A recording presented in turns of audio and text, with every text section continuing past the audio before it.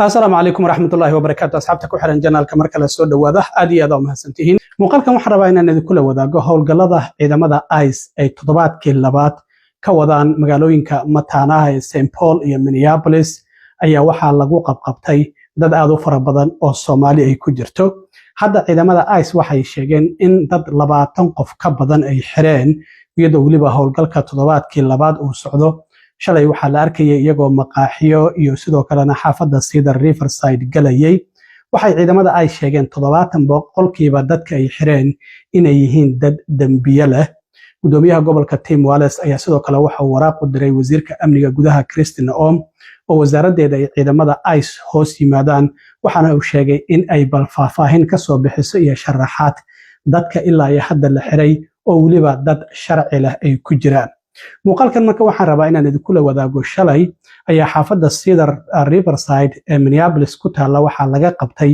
wiil Soomaali ah oo muwaadin Mareykan ah isla markaana dhalashada Mareykanka haysto wiilkaasi magaciisa Mubashir ayuu ku soo koobay waa 20 jir waxaana shalay isagoo shaqadiisa inta ka soo baxay maqaaxi ka soo qaday isdhahaya ayay ciidamadu qabteen waliba baraf ayaa Minneapolis ka da'ayay sida muuqaalkan aad ka aragtaan wuxuu yiri qoor sagaara ayay ugu qabteen jilbaha ayay dhulka ii dhigeen waana ijeebeeyeen isagoo waliba ku qaylinayay war muwaadin Mareykan ayaan ahay sidaas darteed wuxuu yiri saacad markii ay gaari igu hayeen ciidamada ICE afka ayaa u duuban gawaarida ay wataana waa gawaari oo shacab amal ah markaas kadib waxa uu yiri Bloomington ayay geeyeen saacada ayay haysteen markaas kadib ayay xaqiijiyeen inaan muwaadin ahay isla markaana way soo daayeen waliba wuxuu yiri qabow daranna waa uu da'ayay isla markaana sida ay ila dhaqmeen ma ahan sida loola dhaqmo muwaadiniinta Mareykanka maanta marka ayaa shir jaraa'id waxay si wada jira u wada qabteen Mubashir in maayarka ama duqa magaalada Minneapolis Jacob Frey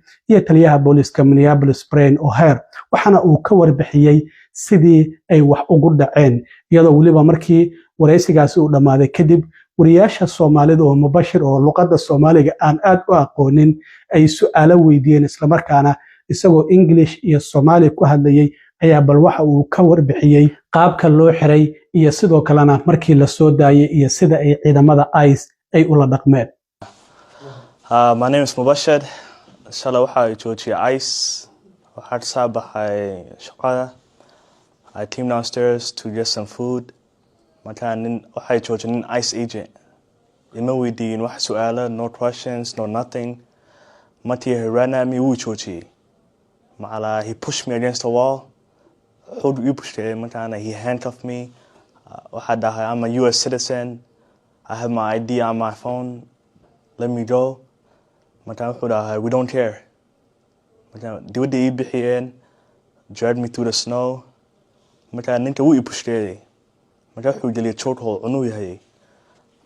put me inside the car. I had my passport. My picture of my passport, he was showing him through the car. We don't care about that. I told him, okay. He said, I pictured. So I told him, I could give you my name, my date of birth, and I have my passport on my phone. Can I show you? And they said no. They turned off my phone. They turned off the location. All the way in Bloomington. My first in Cedar, which were in like 1 hour. How we here for no reason? Let me show you my passport. We don't care. We went all the way to. They took me to Bloomington finally. In Bloomington, when we arrived, they made me step outside. It was snowing, and I told them, "Can I go outside? I'm cold." Okay. They said, "No, we have to stain your face." So I let them stain my face because I was cold.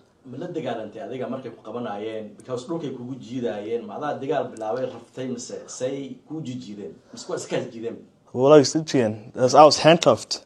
Okay. More handcuffed to her. But they just pushed me for no reason. waxay ahayd about 2 p.m. waxay weyn waa Cedar ani bes unaha waxa doonay cunto waxay ahayd 3 wala waxba nothing more than ICE stop waxa he came at me wuu soo baxsay wuu i pushed for no reason wax su'aala nothing macalamo oo in ice nothing markii kugu horeysay miya aad la kulantid ice it was my first time ever how long waxay ahayn like 2 to 3 hours I would ani bas inu haa ya meesha waxa ka buuxay kuwa matataani alaba wala I don't know me if you see the video I'm not doing nothing. They did that to me because I'm Somali. They see that I'm different than anybody else because I'm handcuffed. I can't do nothing. I have my ID. I'm a US citizen. But they just pushed me to the ground for no reason. Yeah. Hello to her. Me waxa la hadlay Maxamed Nuur. So we shade on. ila dhigti markii lagu geysay ilaa maxaa dareemaysaa Wallahi I feel hurt. I feel targeted. I don't even feel safe. I don't even feel safe outside because I'm in Somalia, and even though I'm a U.S. citizen, they could do this to anyone else. waxaa jira dhalinyaro sidaada oo kale ah oo shaqaysta school aada ay daawadeen videohii adigoo citizen ah runtii cunaha lagu qabtay oo lagu jir dilaayay maxay tahay fariinta aad u diri lahayd dadka adigoo kale ku daawanayo oo dhalashada Mareykanka haysta Well, there's nothing you can really do. I was a U.S. citizen. I told them I'm a U.S. citizen. I have my passport. It's on my phone. If they're doing this to me, I feel like no one else is safe. I'm a U.S. citizen. They can do this to anyone else. No one is going to stop them, even if you're undocumented or anything. waalidkaaga ka waran markii ay ku arkeen sida lagu galay maxay dareemeen Wallahi way naxeen. They try and find me. They want to waxay in downtown facility, waxay in downtown jail, waxay in St. Paul. We got finally waxay in Bloomington. This whole time no one knew that I got detained. Wow, wax ku yaala afsak shaqaya sidad.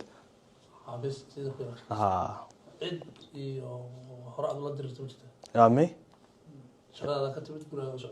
Me untay socday.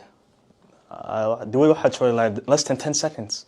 maayirka magaalada Minneapolis Jacob Frey oo isaguna shirka jaraa'id ka hadlay ayaa waxa uu sheegay muuqaalka dadka ayaa loo shiday goobta joogay wariyaasha markii la xirayay Mubashir waxa uu yiri muuqaalka aad daawateen waa Mubashir isla markaana ah muwaadin Mareykan ah waxana uu sheegay in dulashiisa inta badanba uu ku noolaa Mareykanka sidaas darteed waxa uu yiri shalay ciidamada ICE ayaa jilbaha dhulka u dhigay waana jeebeeyeen xabsi ayayna geeyeen iyadoo wax sabab ah aysan jirin arintaasina waxay xadgudub ku tahay sharciyada iyo waliba dastuurka Mareykanka qof wada iska socdo in loo xiro waxaad u egtahay Soomaali ayaad u egtahay arintaas waxa uu yiri waa mid sharci darro ah waxa uu na sheegay in arintaasi qof kasta oo Mareykan ah ay ku dhici karto waxa uu yiri hadii aad dimuqraadi tahay iyo hadii aad Republican tahayba arintan waxa uu yiri arin lagu farxo ma ahan sidaas darteed waxa uu sheegay in arintan sidoo kale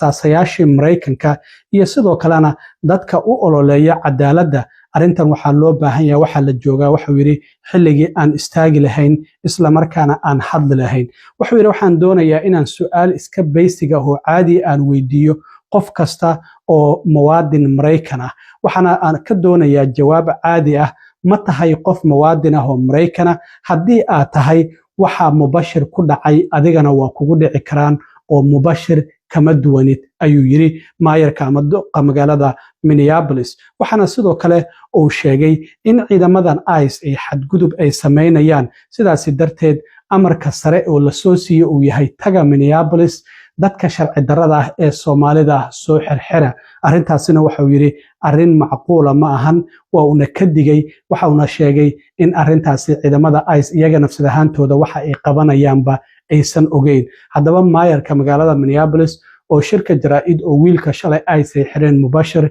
iyo ay joogeen taliyaha booliska Brian O'Hare isagoo ka hadlayay waxa uu yiri What you very clearly saw in that video was Mubashir, an American citizen, someone who has been here nearly his entire life, tackled, handcuffed, taken into custody for no reason at all, in clear violation of law and the Constitution of the United States, for simply walking down the street and looking like he's Somali.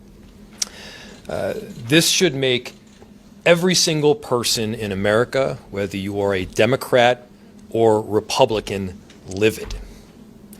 For those that believe in the work of the founding fathers, for those that believe in the maintenance and endurance of our republic, for those that want to stand up for justice, now's the time to be speaking out. Because I've got one basic question for everybody who's watching, and I'm looking for one basic answer. Are you an American citizen? If you are an American citizen, you yourself may be in the crosshairs of this administration, because in that sense, you're no different than Mubashir. This is a person that was leaving for his lunch break. This was a person who was out on the street doing literally nothing wrong. And what we saw by these ICE agents that clearly did not know what they were doing was violence, an unwillingness to hear the simple truth, which he was repeating again and again, which is, I'm an American citizen. Those were the words that he was saying again and again. Those words, if nothing else, should give them a minute of pause so that they could find out, hey, who are you? What's your name? Are you a citizen or not? Have you done literally anything wrong at all other than existing in the world? The answer is, of course, no. And the reason we're here right now is, I believe, some directives were given from pretty high up that just can't be carried out. Directives like, I want you to go to Minneapolis and target the Somali community and deport a bunch of illegal or undocumented immigrants. aad iyo aad u mahadsantiin asxaabta intaan mar kale kulmi doono nabadgelyo